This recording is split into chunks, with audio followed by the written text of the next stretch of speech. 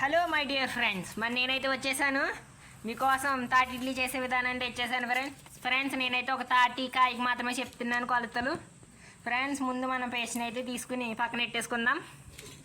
చూడండి ఫ్రెండ్స్, దాని అయితే నేను జల్లించేస్తున్నాను. ఫ్రెండ్స్ తర్వాత ఇడ్లీ నూకని తీసుకోండి. నేనైతే 1/2 kg తీసుకున్నాను. దాంట్లోకి వేసి కలిపేసుకుంటామే ఫ్రెండ్స్. కలిపేసుకోండి. ఇంకా పిండిలా ఉంటే కొద్దిగా వేసుకోండి ఫ్రెండ్స్. మరి బెల్లం అయితే తీసేసుకున్నాను. దాని తర్వాత బెల్లాన్ని కొట్టేసుకోవాలి ఫ్రెండ్స్. మీ టీపీ చాలినంత బెల్లం వేసుకోండి.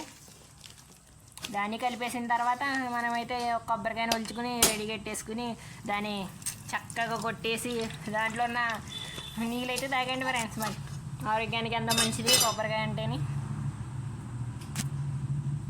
అంతే ఫ్రెండ్స్, దీన్ని కోరి తీసుకుని రెడీ కట్టేసుకుని తర్వాత తాటిలో కలిపేస్తే చాలు ఫ్రెండ్స్. అయిపోయింది. తాటి ఇడ్లీ అయినా తాటి రొట్టె అయినా ఏదైనా వేసేసుకోవచ్చు, అది మన ఇష్టం.